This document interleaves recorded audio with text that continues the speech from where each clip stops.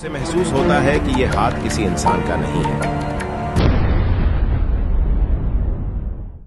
आयान बुरी तरह डरा हुआ होता है क्योंकि वो हाथ अब भी उसके कंधे पर होता है। जैसे ही वो दोबारा फ़ोन की तरफ देखता है तो वो हाथ उसके कंधे पर से हट जाता है।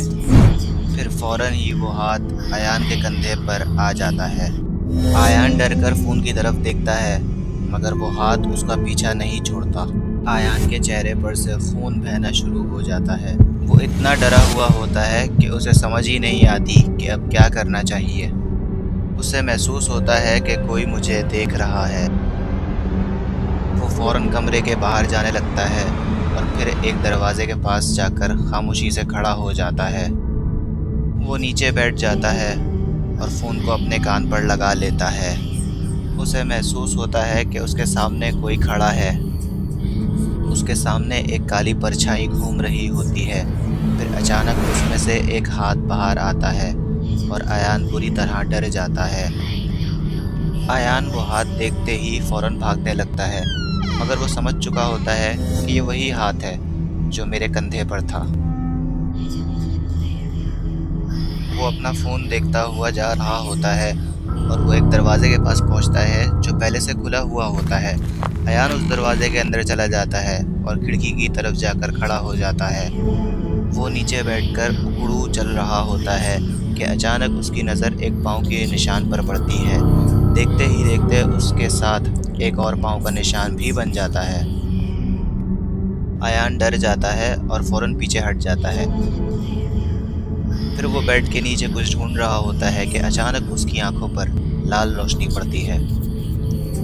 आयान दहशत से खड़ा हो जाता है और कांपते हाथों से अपने मोबाइल की तरफ देखता है। अचानक फ़ोन के स्पीकर से एक भारी खौफनाक आवाज़ गूंजती है, मैं तुम्हारे कमरे में हूँ। अचानक वो शीशे पर देखता है। उसका दिल तेज़ी से धड़क रहा होता है और उसे एक परछाई नज़र आती है जो कहती है, तुम्हारा आज आखिरी दिन है। फिर शीशा अचानक टूट जाता है और पूरे कमरे में शीशे के टुकड़े पड़े होते हैं। वो एक शीशे का टुकड़ा उठाता है जिसमें पीछे एक औरत खड़ी हंस रही होती है। दीवार पे लगे हुए भी शीशे का सेम यही मंजर होता है। आयान फ़ौरन भागने लगता है। आयान भागता हुआ जा रहा होता है तो अचानक उसकी नज़र एक तस्वीर पर पड़ती है। जब वो तस्वीर देख रहा होता है तो पीछे एक पेपर होता है, उस पर वक्त लिखा हुआ होता है 3:05। तस्वीर लेकर आयान अपने फ़ोन की तरफ देखता हुआ जा रहा होता है तो उसकी नज़र एक खुले दरवाजे पर पड़ती है। आयान की नज़र अचानक एक जंग आलूद चाबी पर पड़ती है। वो जैसे ही उसे बाहर खींचता है उस पर नीली रोशनी चमक उठती है मगर ये चाबी अकेली नहीं होती, उसके साथ एक और चाबी भी जुड़ी होती है। सामने एक पुराना बंद दरवाज़ा और उसका जंग आलूद ताला खड़ा होता है। आयान पूरी ताकत से चाबी खींचता है, चाबी अचानक टूट जाती है। आयान खुले दरवाजे से दूसरे कमरे में दाखिल होता है। टॉर्च की रोशनी में दीवारों पर लगी तस्वीरें, सफ़ेद चादरों में ढका सामान और एक कुर्सी खुद ही झूल रही होती है। आयान अपने हाथ में पकड़ी तस्वीर को देखता है जैसे उसे कोई खौफनाक राज मिल गया हो। आयान टॉर्च लिए सफ़ेद दीवार के करीब जाता है जिस पर काले निशानात बने होते हैं। रोशनी पड़ते ही उसकी नज़र एक नाम पर जम जाती है, आयान, और उसके नीचे सिर्फ एक वक्त लिखा होता है 3:05। आयान के चेहरे पर काले निशानात फैलने लगते हैं और उसकी आंखों से आंसू बहने लगते हैं। अचानक टॉर्च ज़मीन पर गिर जाती है और दरवाज़ा खुद ही बंद हो जाता है।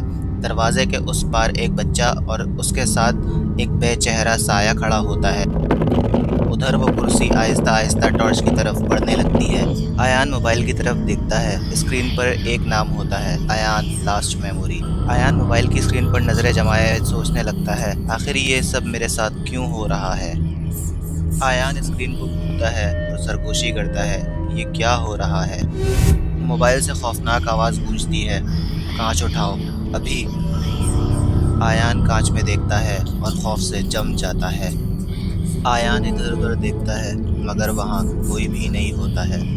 वो दोबारा मोबाइल देखता है तो आवाज़ आती है, कांच में देखो। आयान दोबारा कांच में देखता है तो اس کے پیچھے ایک عورت کھڑی ہوتی ہے۔ گھڑی میں 3:20 ہو رہے ہوتے ہیں اور چھوٹی سوئی اچانک خراب ہو جاتی ہے۔ پھر اچانک ہر گھڑی میں 3:05 ہونے لگتے ہیں اور ایان کا خوف اور بڑھ جاتا ہے۔ ایان کی نظر اچانک آئینے پر پڑتی ہے، مگر مسکراتا اس کا عکس نہیں ہوتا۔